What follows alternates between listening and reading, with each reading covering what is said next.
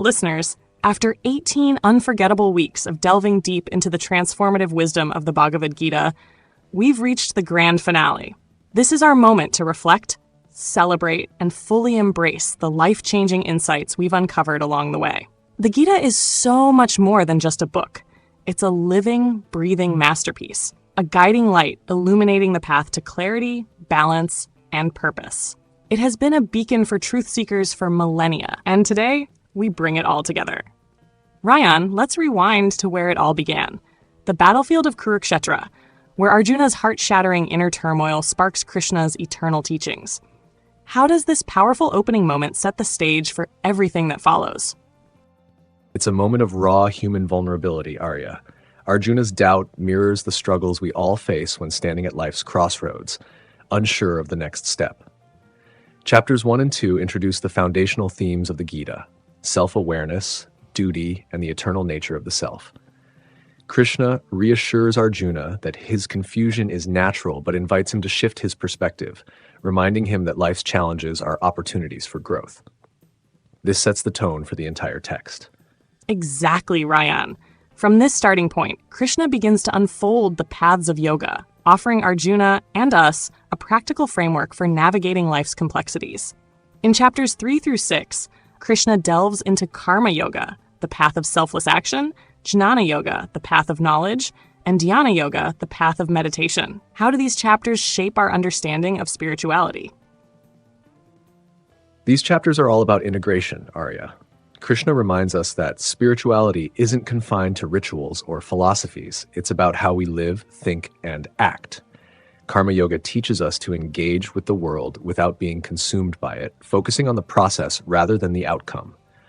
Jnana Yoga emphasizes self-inquiry and understanding the nature of reality, while Dhyana Yoga invites us to cultivate inner stillness through meditation. Together, these paths offer a holistic approach to life. Beautifully said, Rayan. And as we move into chapters 7 through 12, Krishna shifts the focus to understanding the divine essence. These chapters explore Krishna's universal nature, the power of devotion, bhakti, and the awe-inspiring revelation of his cosmic form in chapter 11. How do these teachings deepen our connection with the sacred? They're incredibly expansive, Arya. Krishna reminds us that the divine isn't distant or inaccessible. It's woven into every aspect of existence. Whether through devotion, love, or awe, these chapters encourage us to see the sacred in ourselves, others, and the world around us. The vision of Krishna's universal form in chapter 11 is a turning point. It's a moment of overwhelming clarity that reveals the interconnectedness of all life. And that sense of interconnectedness carries into the final sections of the Gita, where Krishna turns to practical wisdom. Chapters 13 through 18 bring us back to the essence of self-awareness, faith, and liberation. Rayan, how do these chapters tie together the Gita's teachings? They bring everything full circle, Arya. In chapter 13, Krishna introduces us to the distinction between the field, kshetra, and the knower of the field, kshetrajna, reminding us to see ourselves as the eternal witness rather than being defined by transient experiences. In chapter 14, he explores the gunas, or qualities of nature, teaching us to balance harmony, sattva, activity, rajas, and inertia, tamas. The final chapters emphasize surrender and renunciation, showing that liberation comes not from escaping life, but from transforming how we live it. Exactly, Rayan. And what I love about Krishna's teachings is their inclusivity. He doesn't prescribe a single path. He invites us to explore multiple paths of yoga, offering guidance that resonates across traditions, personalities, and circumstances. This inclusivity is one of the reasons the Gita has remained so timeless. Absolutely, Arya. Whether it's through action, knowledge, meditation, or devotion, Krishna shows us that spirituality isn't a one-size-fits-all journey. The key is aligning our actions and beliefs with our higher self and living with awareness and purpose. Listeners, as we reflect on the Gita's themes, consider this. Which chapters or teachings resonated with you most deeply? Was it Arjuna's initial dilemma? Krishna's call to selfless action? Or perhaps the awe-inspiring vision of his universal form? Each of these moments invites us to explore our own path and connect with the sacred in our lives. And if today's reflection resonates with you, don't forget to subscribe to our channel. Within and Without, A Path to Mindful Living.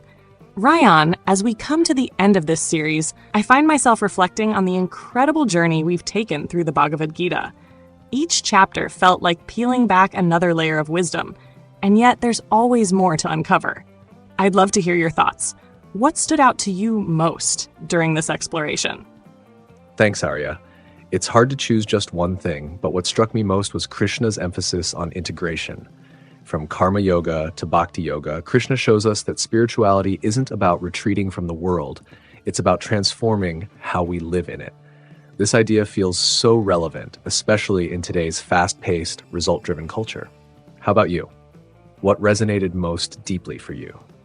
For me, Rayan, it was Krishna's teaching on detachment, particularly in chapters 2 and 18.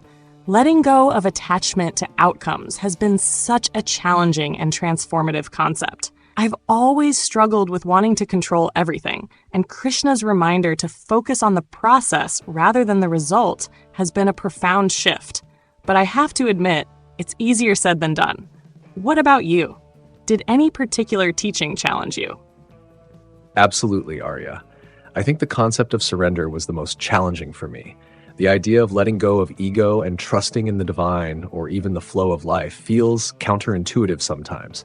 It's easy to think surrender means giving up, but Krishna reframes it as an act of strength.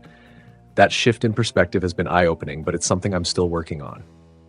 That's such an honest reflection, Rayan, and I think a lot of listeners can relate. Surrender and detachment aren't about passivity. They're about finding freedom and clarity within action.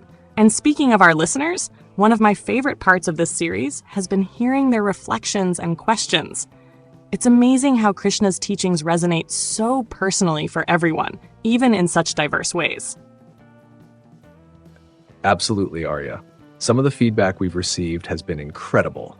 Listeners sharing how the Gita has helped them navigate challenges, find balance in their lives, or deepen their spiritual practices. It's a reminder of how universal Krishna's teachings are. Exactly, Rayan. And I think that's the heart of the Gita. It's not just a philosophical text. It's a guide for living with purpose, connection, and clarity. As we reflect on this journey, I want to thank all our listeners for being part of this exploration with us. And if you've been inspired by these teachings, please subscribe to our channel, Within and Without, A Path to Mindful Living. And if this series has touched your life, share it with someone who might benefit from Krishna's wisdom. Beautifully said, Arya. And listeners, as we move forward, remember that the Gita's teachings are a journey, not a destination. Each chapter offers a new perspective, a new practice, and a new opportunity to align with your higher self. Exactly, Rayan. And as we revisit the key teachings in the next segment, we'll reflect on how each chapter builds upon the others to create a cohesive vision of the spiritual path. Stay tuned. The Bhagavad Gita is often described as a spiritual treasure chest, with each chapter offering its own unique gem of wisdom. In this segment, we'll revisit the key teachings from all 18 chapters, highlighting how each one contributes to Krishna's overarching message. Rayan, let's start with Chapter 1, Arjuna's Dilemma. How does this chapter set the stage for the Gita? It's the perfect beginning, Arya. Chapter 1 introduces us to Arjuna's inner conflict, which mirrors the struggles we all face when navigating life's challenges. Arjuna's paralysis on the battlefield reflects our own moments of doubt and fear, reminding us that self-awareness is the first step toward clarity. This chapter asks us to confront our own uncertainties and open ourselves to guidance. Chapter 2, the Yoga of Knowledge, is where Krishna begins to guide Arjuna out of his despair. He introduces the concept of the eternal self, the Atman, and encourages Arjuna to shift his perspective. Rayan, why do you think this chapter is such a cornerstone of the Gita? It's foundational, Arya. Krishna teaches us that understanding the eternal self helps us detach from fear and attachment, allowing us to act with purpose and balance. This idea sets the stage for the rest of the Gita, particularly chapters 3 through 6, where Krishna dives into the paths of yoga. Exactly. In Chapter 3, Krishna introduces karma yoga, the path of selfless action. He reminds us that by focusing on the process rather than the outcome, we can find freedom even in the midst of responsibility. Rayan, how do the next few chapters build on this? Chapters 4 through 6 explore how selfless action, karma yoga, self-awareness yoga, and meditation, jnana yoga, work together. Krishna teaches that spirituality isn't a separate practice. It's woven into how we think, act, and connect with the world. These chapters invite us to integrate knowledge, action, and mindfulness into a cohesive path. In chapters 7 through 12, Krishna shifts the focus to understanding the divine essence. Chapter 7, the Yoga of Knowledge and Wisdom, introduces us to Krishna's universal nature. Rayan, how do these chapters deepen our connection with the sacred? They're incredibly expansive, Arya. Krishna reminds us that the divine is present in everything, from the smallest grain of sand to the vastness of the universe. Chapters 8 and 9 teach us how to align with this universal presence through devotion and awareness, while Chapter 10 highlights Krishna's divine manifestations in the natural and spiritual worlds. And then we arrive at Chapter 11, the vision of Krishna's universal form. This chapter is awe-inspiring, revealing Krishna's cosmic form and the interconnectedness of all life. It's a turning point, showing us that the divine isn't just an abstract idea, it's woven into the fabric of existence. Absolutely, Arya. Chapter 12 brings this wisdom back to the heart with the yoga of devotion. Krishna reminds us that devotion isn't about rituals, it's about love, trust, and connection. It's one of the most accessible and transformative paths in the Gita. In chapters 13 through 18, Krishna returns to practical wisdom, helping us apply these teachings to daily life.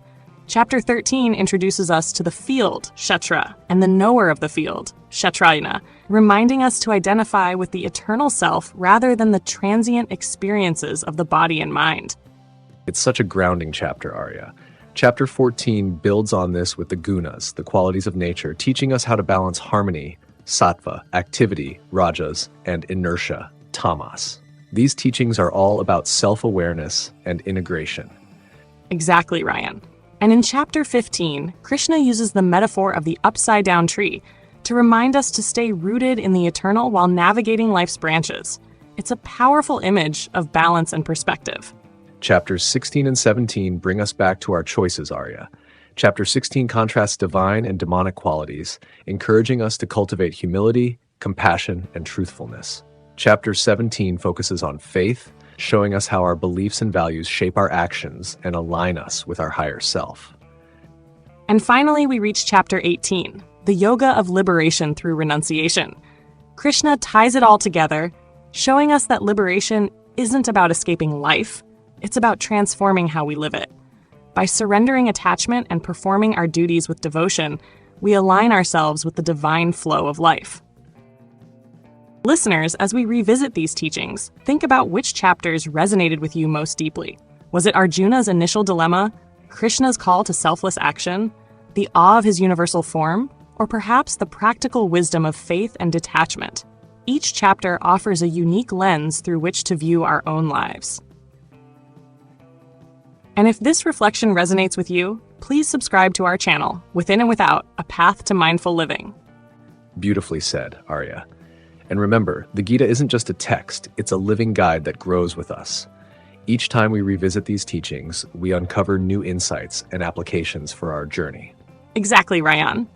Up next, Rayan and I will celebrate the completion of this series and reflect on how the Gita's teachings have shaped our journey together. Rayan, it's hard to believe we've reached the end of our journey through the Bhagavad Gita. What an incredible experience it's been to explore these teachings and share them with our listeners. As we reflect on this series, I feel a deep sense of gratitude for Krishna's wisdom, for the insights we've gained, and for the amazing community of seekers who've joined us. Absolutely, Arya. This journey has been transformative in so many ways. The Gita isn't just a text, it's a guide for living with purpose, clarity, and connection. And sharing this exploration with you and our listeners has made it even more meaningful. I think what stands out most to me is how universal these teachings are. They resonate with people from all walks of life, offering something for everyone. Exactly, Rayan. And that universality is part of what makes the Gita so timeless. Whether it's Arjuna's struggle on the battlefield or Krishna's call to selfless action, these teachings continue to inspire us to live with awareness and intention. I want to take a moment to thank our listeners. Your reflections, questions, and engagement have been such an integral part of this journey. If you found this series meaningful, please subscribe to our channel, Within and Without, A Path to Mindful Living. Subscribing not only helps you stay connected to future episodes, but also supports us in continuing to create content that nurtures mindfulness and spiritual growth. And if this series has touched your life, share it with someone who might benefit from these teachings. And listeners, we'd love to hear your reflections on this journey. What teachings from the Gita resonated with you most deeply? How have these insights influenced your perspective or practices? Share your thoughts in the comments. Your reflections inspire us and help grow this community of mindful seekers. Rayan, as we close this series, what's one message from the Gita that you hope our listeners will carry with them? For me, Arya, it's Krishna's teaching that liberation isn't about escaping life. It's about transforming how we live it. By aligning our actions with our values, letting go of attachment, and trusting in the flow of life, we can navigate even the most challenging moments with grace and clarity. Beautifully said, Rayan. For me, it's Krishna's reminder that the path to self-awareness and liberation is unique for everyone. Whether through action, knowledge, devotion, or meditation, each of us has the opportunity to align with our higher self in a way that resonates with our individual journey. Listeners, as we transition to new explorations of mindfulness and ancient wisdom, we invite you to continue walking this path with us. Our next series will dive into other themes of virtue, courage, and devotion. We're so excited to share this journey with you. Rayan, it's been such an honor to explore the Gita with you and our listeners. This journey has been transformative. Thank you for your guidance in this journey and enlightening us with your understanding of the Bhagavad Gita. And thank you as well, Arya, for the opportunity to be a part of this memorable journey. Thank you for being such a thoughtful anchor through this series. And thank you to our listeners. You've made this experience truly special. Until then, stay mindful, stay inspired, and remember, the journey within is the most profound journey of all. Thank you for joining us on Within and Without, A Path to Mindful Living. Take care, everyone. Join us on Within and Without, A Path to Mindful Living, as we explore the art of mindfulness together. Subscribe to our channel for more insights and practices to bring mindfulness into your everyday life.